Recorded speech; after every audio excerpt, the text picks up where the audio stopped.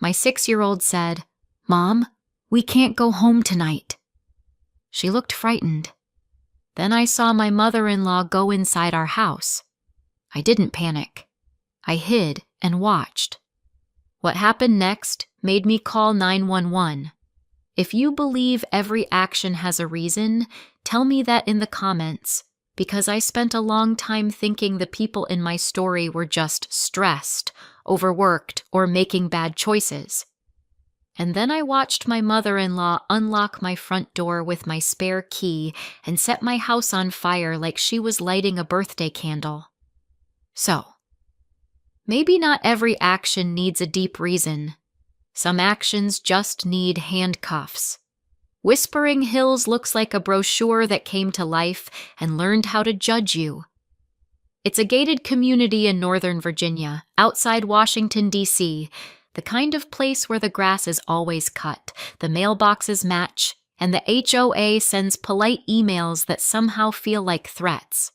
Our street, Magnolia Drive, curved like it was designed to keep strangers confused and residents complacent. 2-story houses, white fences, sprinklers hissing in the morning like secrets. You know the vibe. We're doing well. Please don't ruin the aesthetic. Jason loved it. My husband didn't just want a nice house. He wanted the kind of house that made his coworkers go quiet for half a second when they walked in. He worked in finance, had a title that sounded important, wore suits that didn't wrinkle, and spoke in calm sentences that made people assume he always knew what he was doing. I used to believe that too. Me? I was the one behind the scenes, the quiet manager, the logistics department. I'd been a translator and interpreter before Emily was born. Headset, conference rooms, fast speech, sharper thinking. I loved it. But somewhere between a mortgage, a child, and Jason's career taking off, I became the person who handled everything else so his life could stay smooth. I didn't mind at first. It felt like building something. Then it started feeling like maintaining a lie. That Tuesday morning in October looked like a perfect day to keep pretending. Warm for the season, soft golden light slanting across the kitchen tile. Outside, the maples were halfway turned, red and honey-colored, like nature was trying to be cute. Inside, the coffee maker gurgled and clicked like it was doing important work. Emily padded in wearing her dinosaur socks, hair still a mess from sleep, clutching a small plastic triceratops like it was her emotional support animal. "Mom," she announced, solemn as a judge, "today we have art." "That sounds dangerous," I said, sliding a plate onto the table. "It's not dangerous," she said, offended. "It's creative." "Creativity is how glitter gets into your bloodstream," I told her. "Sit."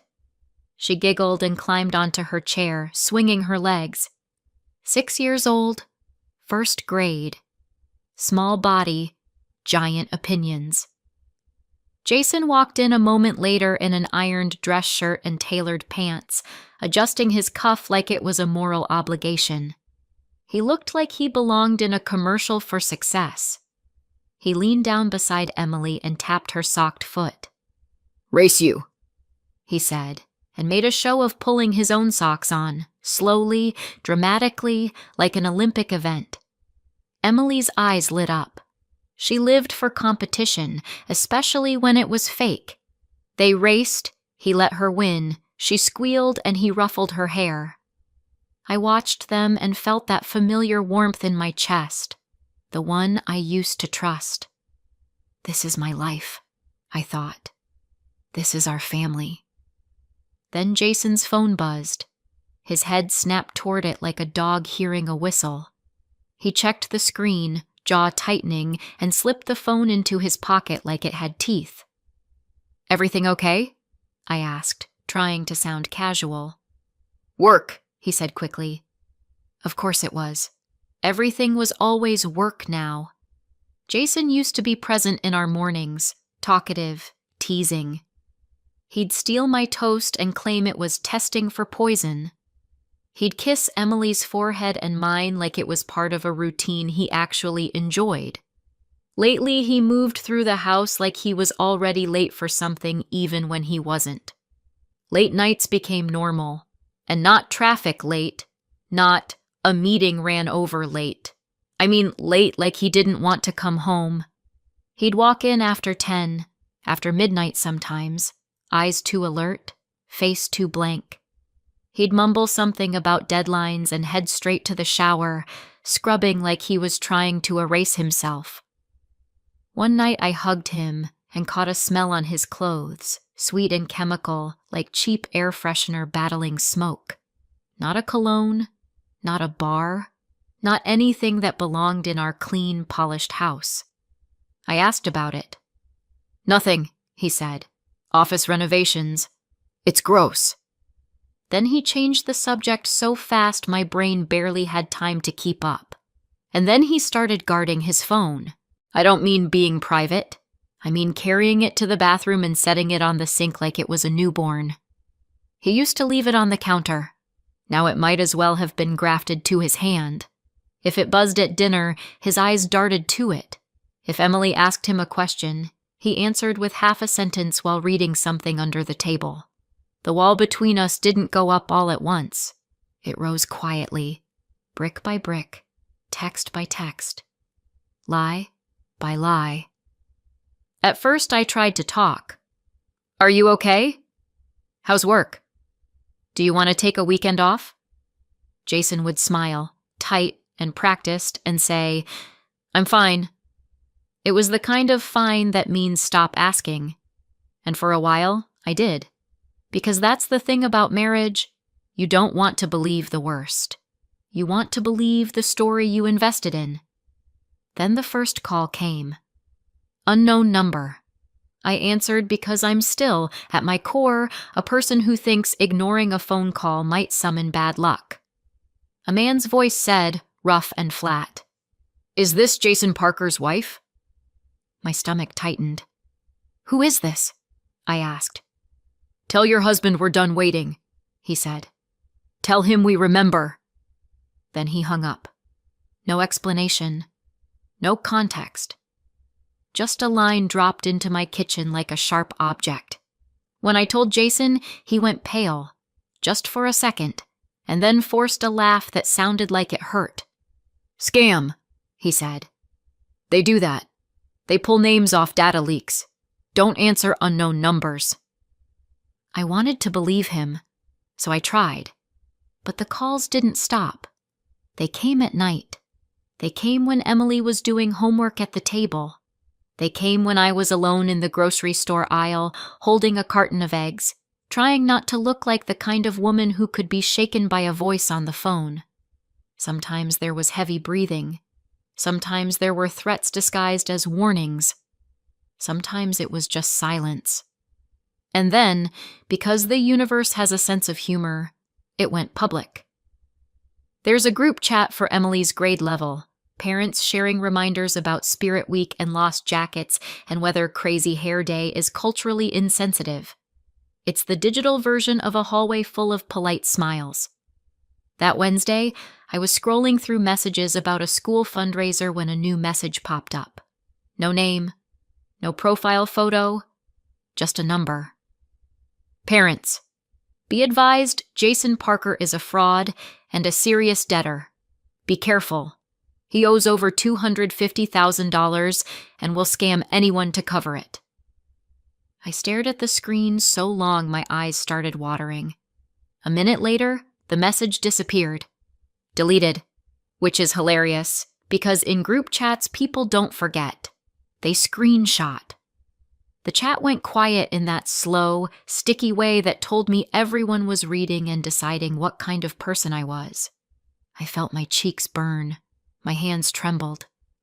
I walked into our living room and watched Emily coloring at the coffee table, humming to herself, completely unaware that her father's name had just been thrown into a pit with 100 witnesses. That evening, when Jason finally came home, I showed him the screenshot. He stared at it, face blank, and then something in him cracked. Not into honesty, but into rage. "They're trying to destroy me," he said. "Do you understand? People want to see you fall when you're successful." "Who is they?" I asked, voice low. Jason's eyes flashed. "Just stay out of it, Megan. You handle the house. You handle Emily. Let me handle my side." I actually laughed. Once. Quiet and ugly. "Your side is showing up in a first-grade parent chat," I said. His jaw clenched. "You're making it worse," he hissed. I went to bed that night with my phone on silent and my heart on loud. Emily wandered into our room around 9, dragging her stuffed stegosaurus and looking sleepy. "Dad," she whispered, "will you read to me?" Jason didn't even open his eyes. "Not tonight," he said. Emily stood there a second, waiting, like she thought maybe he'd remember he was her father. Then she turned and walked back out quietly. I watched her small shape disappear down the hallway and felt something cold settle into my chest. Not fear yet, more like the first warning sign before the smoke. Friday afternoon, I was gathering Emily's backpack and mentally rehearsing my everything is normal smile for school pickup when the doorbell rang. It was Diane. My mother-in-law never visited casually. Diane Parker showed up like a storm with lipstick. Perfect hair, perfect coat, pearls like punctuation. A smile that looked polite until you noticed it didn't move her eyes. She stepped in without waiting for an invitation because boundaries were never her thing. "Megan," she said brightly, like we were friends meeting for brunch. "I was nearby." We lived behind a gate with a keypad. Nearby required intention. I offered her coffee because I'm a slow learner. Diane sat in my living room and did what she always did. Turned our marriage into a performance review. "Jason is under a lot of pressure," she said, stirring her coffee like she was thinking. "Men like him have a lot on their shoulders." Men like him. As if he was a rare, fragile breed. I nodded because disagreeing with Diane was like arguing with a wall that writes emails. "And you're supporting him properly?" she asked, voice gentle, eyes sharp. There it was. The knife slid in with a smile. "I'm doing everything I can," I said. Diane tilted her head. "Sometimes men stay out late when home feels tense." Tense. Right. Not because they're hiding something, obviously, because their wives ask questions. How unreasonable. "I don't think Jason is staying out because I asked about a threatening phone call," I said, and even I could hear the strain in my voice. Diane's smile tightened. "If you push him, you may drive him away." I stared at her for a second, waiting for the moment where she might acknowledge that her son's name had been dragged through a parent chat and someone had basically threatened our family. It didn't come. Diane talked for an hour about Jason's stress, his responsibility, how hard it is to be a man these days. Not once did she ask if I was okay. Not once did she mention Emily. When I finally stood to end the visit, Diane patted my hand like I was a child who didn't understand real life. "Just be wise," she said. "That's all I'm saying." After she left, I stood in my quiet living room and felt like I'd been shoved, softly, politely, off a ledge. I picked up my phone and opened our bank app. Jason and I had always shared access. We were the "we don't keep secrets" couple. Or at least I thought we were. The login didn't work. I tried again. Still no. I reset the password. The reset email went to an address I didn't recognize. My stomach sank. Jason had changed the access. Jason had been building a private life inside our shared one. And then my phone rang. It was a woman I'd met once at a company holiday party, Jason's coworker's wife.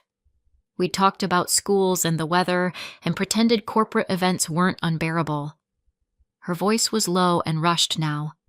"Megan," she said, "I'm sorry. I shouldn't call, but I'm worried." That word again. Worried. like my husband was a faulty appliance everyone was noticing. "He's been borrowing money," she said. "Not from banks, from people. And I overheard something about sports bets, and the kind of people he's involved with aren't normal." My throat tightened. "Why are you telling me this?" I asked. "Because if it were my husband," she said, "I'd want to know. And because someone just sent a message in a parent's chat, and that's not random. That's spite." She didn't have to say it. Someone wanted Jason humiliated, and when people want you humiliated, it's usually because they want you controlled. That night, when Jason came home, I didn't scream. I didn't throw things. I didn't do anything dramatic. I just stood in the kitchen while he poured himself water like we were normal, and I asked one simple question. "Are you gambling?" Jason froze, just long enough for me to see the truth pass through him. Then he recovered. "No," he snapped. "Jesus, Megan." "Then why are strangers calling me? Why did someone message my child's class parents? Why can't I access our bank account?" His eyes went flat. "You're snooping now," he said. "I'm your wife," I replied. "This isn't snooping. This is survival." He set the glass down hard enough to rattle. "I said stay out of it," he said, voice low. I stared at him, realizing something slowly and painfully. Jason wasn't just hiding things. He was choosing them over us. I went to bed later with Emily asleep beside me. She'd crawled into my bed because she'd had a weird feeling, and I listened to Jason moving around downstairs long after midnight. At one point, I heard him whisper on the phone. His voice was tense and fast, and then I heard one word that made my skin prickle. "Mom." Tuesday morning arrived warm again. Another gentle day pretending nothing was wrong. Outside, Whispering Hills looked like it always did. Tidy lawns, shiny cars, neighbors waving with the same practiced friendliness.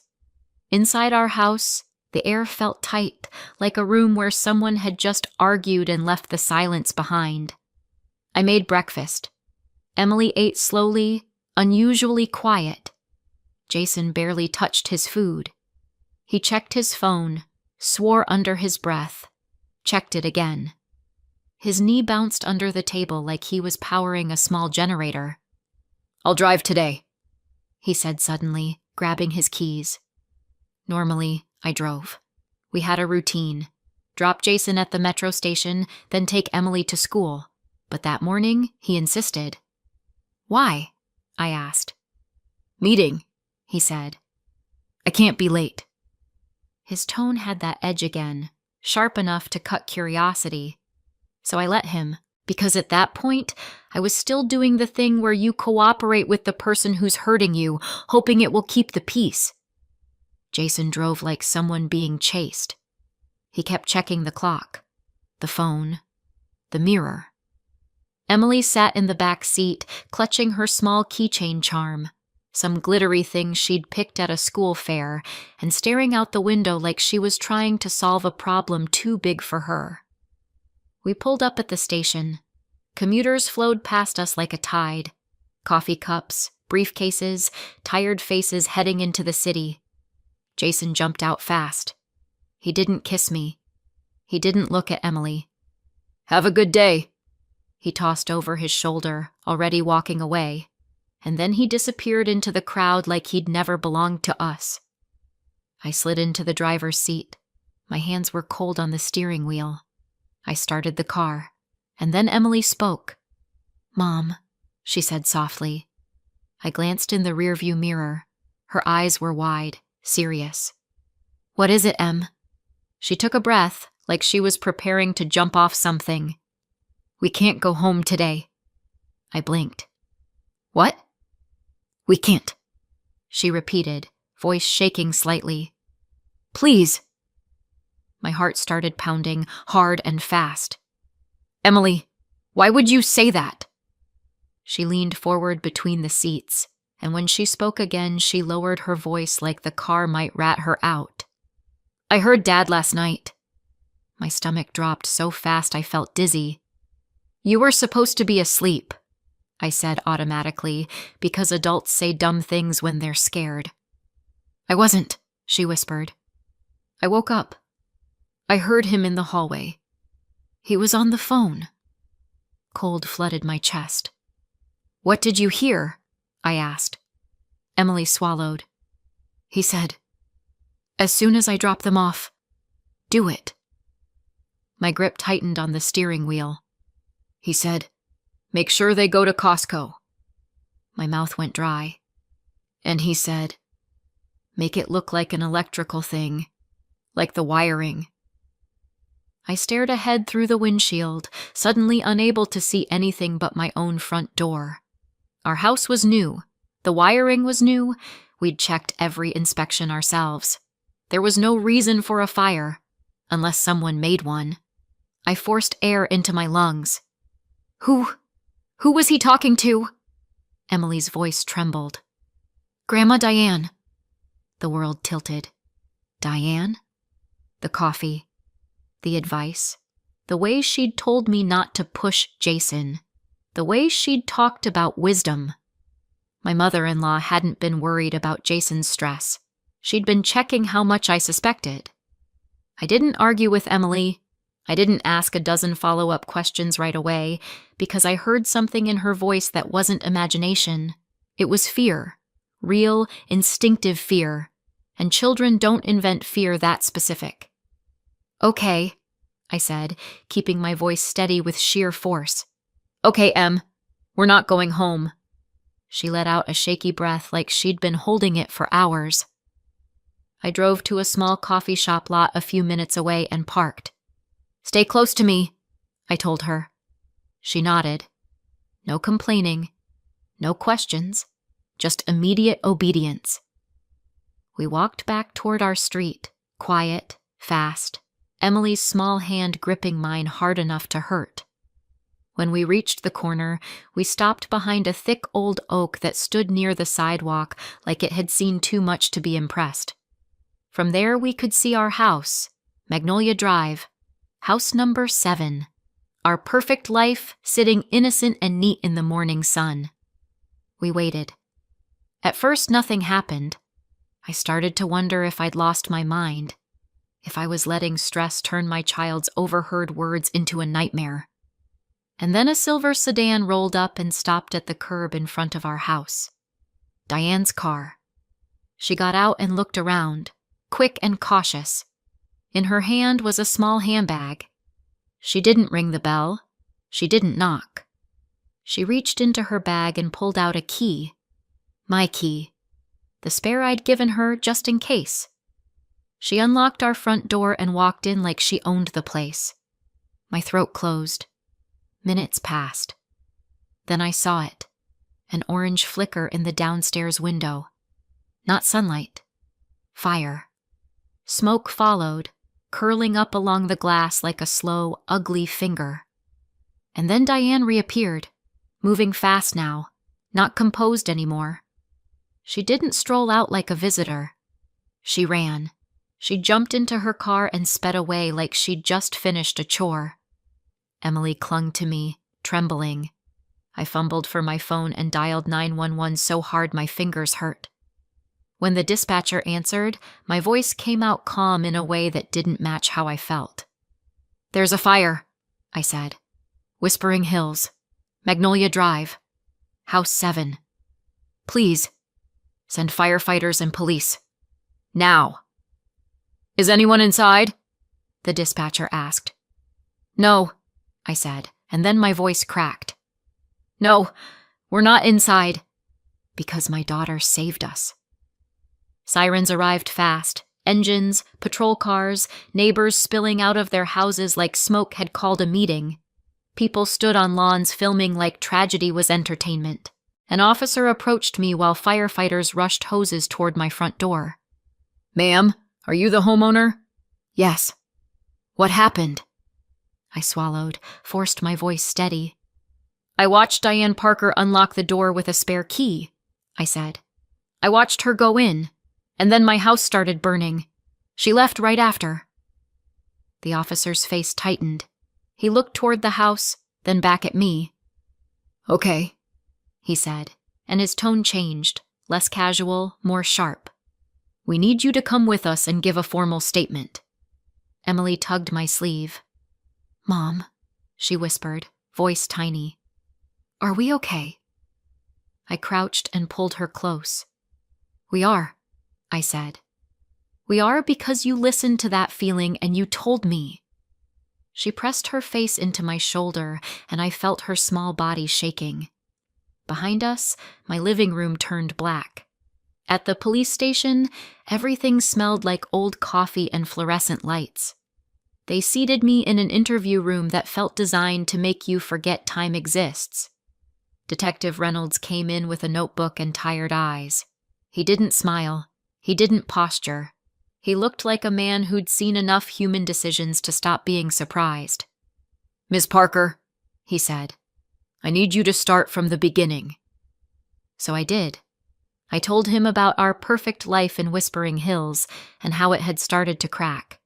Jason coming home late, his phone glued to his hand, the strange, sweet smell on his clothes, the calls, the parent group chat message, Diane's visit and her subtle pressure campaign, the coworker's wife calling, warning me about gambling and borrowing money, and then, this morning, Emily's warning, Diane's key, the fire. Reynolds wrote everything down, occasionally asking a question that landed like a hammer. "When did you last see Diane before today?" "Friday." "What did she say?" "That I shouldn't make home tense," I said, and the bitterness came out sharper than I meant. Reynolds' pen paused. "Did Jason mention insurance lately?" I hesitated, then nodded. "He insisted we upgrade our homeowner's policy. He said the mortgage company wanted it." Reynolds looked up at me. "Did you verify that?" I swallowed. "No!" Because I'd trusted my husband. Because I'd been living in that warm, comfortable lie where trust feels like safety until it doesn't. A little later, a man in a fire department uniform stepped in, a fire investigator, calm and blunt. He asked about the wiring, the outlets, whether we'd had any electrical issues. "No," I said. "It's a newer house. Nothing's ever been wrong." He nodded slowly, like he already knew the answer. Then Reynolds's door opened again, and another officer leaned in. "We have Diane Parker," he said. "Picked her up at her condo. She's refusing to speak, asking for an attorney." Reynolds nodded once. "And Jason Parker?" he asked. "Detained at his office," the officer said. "He's not taking it well." Of course he wasn't. Jason didn't do well with consequences. He preferred control. A few minutes later, I saw him in the hallway, hands cuffed, face pale, eyes frantic. When he spotted me, his voice turned desperate. "Megan!" he shouted. "Please, let me explain." I didn't move. I didn't rush to him. I didn't comfort him. Because my house had been on fire. Because my daughter had been shaking in my arms. Because his mother had run from my front door like she'd just finished a job. "What did you do?" I asked, voice low. Jason's face twisted. "I didn't want to hurt you. I swear, you weren't supposed to be there." I felt something inside me go still. "You weren't supposed to be there," I repeated. He swallowed hard. "You were supposed to go to Costco like you always do. Mom was supposed to check. It was supposed to look like an accident." An accident. He said it like he was talking about a fender bender. Detective Reynolds stepped closer, eyes hard. "Jason, you can save it for your attorney." Jason lunged slightly, straining toward me. "Megan, I was trying to fix it," he pleaded. "I got in too deep. I couldn't get out. They were threatening." "Who?" I snapped. Jason's mouth opened, then closed. He didn't answer because saying it out loud would make it real. Reynolds led him away. I sat back down and stared at the table, hands shaking. Emily was with a kind neighbor who'd agreed to watch her for a bit, because I couldn't drag my 6-year-old through a police station all day. She was safe. She had snacks. She had someone calm. And I had the sudden, crushing realization that my child had overheard my husband planning her possible death. Whether Jason meant to kill us or not didn't matter. He built a plan where our lives were collateral. That's not love. That's arithmetic. The truth came out in pieces, ugly, sharp pieces that didn't fit together until they did.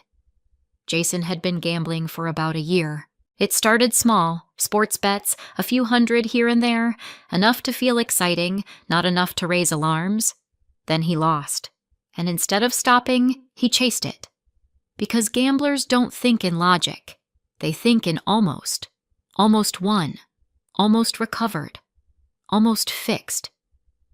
Jason had taken out personal loans and then borrowed from people who didn't file paperwork. He'd used payday lenders. He'd asked friends. He'd asked co-workers. He'd asked anyone who still believed his polished suit meant stability. And when he ran out of respectable options, he found unrespectable ones. That was when the calls started. That was when someone decided humiliating him in a parent chat was a fun way to tighten the leash. Detective Reynolds told me later they traced the anonymous message to a burner number, prepaid phone, purchased in cash, activated and discarded. Not an official collector, just someone making sure Jason felt watched. Diane, at first, had tried to help. She'd sold jewelry, drained savings, covered what she could. But the debt had grown too big, even for a woman who treated her son like the center of the universe. So they came up with a solution. Arson. Insurance. A clean reset. Jason's alibi was the commute. Drop us at the station. Be seen. Be gone. Diane would use the key, start the fire, and leave. I was supposed to take Emily shopping after dropping him off, because I often did. Groceries, supplies, whatever. A routine predictable enough to build a crime around. The plan was detailed. The safety was not. There was no real guarantee Emily and I wouldn't come back early. No precautions. No second check. Just a vague call and confirm that apparently didn't happen because my daughter spoke up and broke their script. Reynolds told me the prosecutors weren't amused. When you deliberately set a house on fire, one that could reasonably contain people, you don't get to hide behind they weren't supposed to be there. In court, Jason's attorney tried to paint him as desperate. Diane's attorney tried to paint her as manipulated by maternal love. The judge looked unimpressed by both excuses. Jason took a plea deal. 8 years. Insurance fraud. Arson. And charges tied to the risk he created, because I didn't mean to doesn't erase what could have happened. Diane got 5. Less than Jason, but still enough to remove her from the role of family puppet master for a good long while. I didn't attend every hearing. I didn't need to. I'd already watched her run from my burning house. I'd already seen my husband's face when he said, "You weren't supposed to be there." That was all the closure I required. The insurance part took longer. Of course it did. Insurance companies don't cut checks because you cried nicely. They investigated. They questioned. They sent adjusters. They went through the ashes like archaeologists looking for lies. For a while, everything was frozen. Then, after the criminal case moved forward and the facts were established, the mortgage company got paid first, because lenders always get their cut before grief does. And then I received what I could as the innocent spouse on the policy, enough to rebuild something smaller, safer, and far away from Whispering Hills. I used most of it to clean up the mess Jason left behind. Not because I loved him, not because I felt responsible for his addiction, because I wanted Emily to sleep without phone calls in the night, because I wanted our future to be quiet. You'd be amazed how much peace costs. We moved into a small apartment a few towns away. Nothing glamorous, nothing curated. No gate, no matching mailboxes, no HOA sending passive-aggressive emails about lawn height. Just an ordinary place with ordinary noises and walls that didn't hide a second life. It wasn't the house Jason had wanted, which was the point. I filed for divorce and took my maiden name back. The paperwork felt sterile, lines and signatures and legal language that couldn't capture what it feels like to realize your marriage was built on secrecy. But when it was done, I breathed easier. I went back to work too.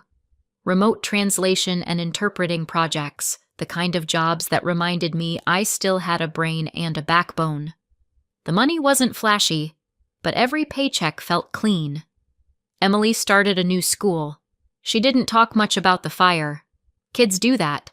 They absorb trauma quietly and then surprise you years later with a single sentence that knocks the air out of you. But sometimes, when she thought I wasn't watching, she'd glance at the front door like she was checking it. Some habits don't fade fast. One afternoon, months after the move, she came home and dropped her backpack by the door with a sigh that sounded way too adult for a child. "Mom," she said, brightening suddenly, "I made a friend." "That's good," I said, setting down the mail. "What's his name?" "Ethan," she announced, like it was important. Of course it was. At 6, then 7, once the year turned, friendship is a miracle you want to report immediately. I smiled and brushed her hair back from her face. "Is he nice?" I asked. Emily nodded hard. "He shares his snacks." "That's basically love," I told her. She giggled, and for a moment the world felt normal again. Not perfect, not curated, but real. Later that night, Emily crawled into bed and hugged her stuffed stegosaurus tight. "Mom?" she asked sleepily. "Yeah? Are we safe now?" I paused, because I don't like lying to my child, but I also don't like handing her fear wrapped as honesty. "We're safer," I said finally. "Because we listen. Because we don't ignore the weird feelings. Because we don't pretend everything is fine when it isn't." Emily's eyes drifted closed. "Okay," she whispered. And as I watched her breathing even out, I felt that old warmth in my chest again. Not from a perfect house, not from a husband in a suit. From this. From the fact that my 6-year-old daughter heard danger in the dark and spoke up anyway. From the fact that I listened. So if you're wondering what I learned from all of it, it's simple. Sometimes the scariest thing isn't that people can lie to you. It's how long you can live next to a lie and call it home. Tell me, if you were in my place, would you have trusted your child and stayed away? Or would you have gone home like it was any other morning? Let me know in the comments. And if you want more stories like this, don't forget to subscribe.